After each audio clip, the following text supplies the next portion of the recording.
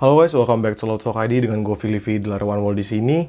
Pada hari ini gue bikin konten podcast yang agak berbeda dari sebelumnya. Kalau sebelumnya itu lebih ke arah podcast hukum, sekarang ini lebih ke arah tanya hukum. Kenapa? Karena memang dari 2 hari yang lalu ini gue sudah gabung ke beberapa grup komunitas hukum di Facebook.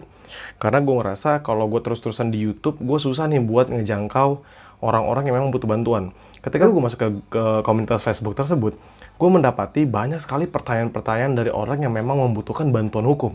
Dan gue merasa gue patut hadir di tengah-tengah mereka setidaknya untuk bisa memberikan pengetahuan-pengetahuan dan juga pengalaman yang gue lalui terkait dengan hukum.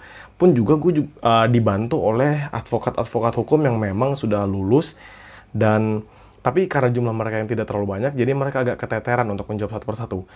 Nah, kali ini gue bakal ngejawab salah satu pertanyaan yang disampaikan oleh pemilik akun dengan nama Yoko Ayu. Dia bertanya, mohon penjelasan kepada pakar-pakar hukum. Saya adalah konsumen kredit di sebuah dealer mobil. Mobil saya ambil sudah berjalan 6 bulan dan tidak pernah menunggak.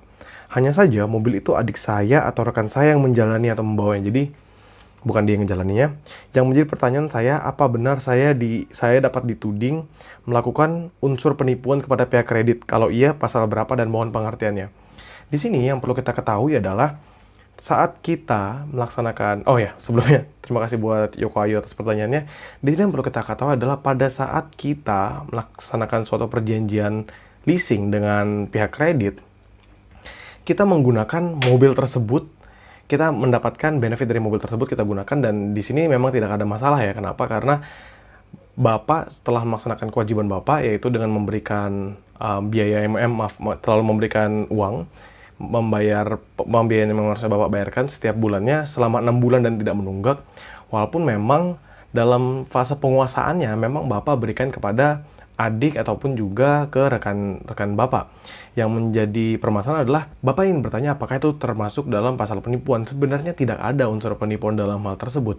Yang bisa dikenain unsur-unsur pidana apabila mobil tadi Bapak jual kembali ke orang lain tanpa sepengetahuan dari pihak kreditur. Kayak gitu. Yang kedua, dengan mobil tadi itu Bapak menjaminkan mobil ini agar mendapatkan pinjaman dari orang baru. Hal itu tidak bisa. Lalu, apabila Bapak menunggak, ternyata ketika ditelusuri mobil tersebut bukanlah dalam penguasaan Bapak, tapi dalam penguasaan orang lain. Maka, dalam hal ini bisa dikenain unsur terkait pasal penggelapan. Nah, yang menjadi fokusnya adalah Bapak tidak perlu khawatir ya terkait dengan permasalahan ini, sebab memang yang terjadi dengan Bapak ini bukanlah hal yang sangat urgent atau hal yang sangat besar. Sebab Bapak tinggal menjelaskan saja kepada pihak kredit, selama saya mampu untuk membayar cicilan-cicilan yang memang saya perlu bayarkan, maka ini adalah urusan saya untuk memanfaatkan mobil ini, baik itu digunakan oleh keluarga saya kah, atau digunakan oleh rekan saya. Pun juga demikian, surat-surat yang terkait dengan mobil kan masih dipegang langsung oleh pihak kredit, baik itu dari BPKB-nya dia, atau memang perjanjian jual beli yang belum secara sah untuk diserahkan.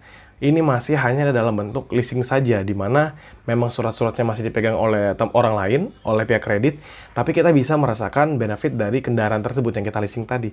Oleh karena itu, semoga dari pertanyaan ini bisa menjawab, dan juga jangan lupa untuk komen di bawah apabila punya pertanyaan lain yang bisa gue jawab juga, dan salam demokrasi.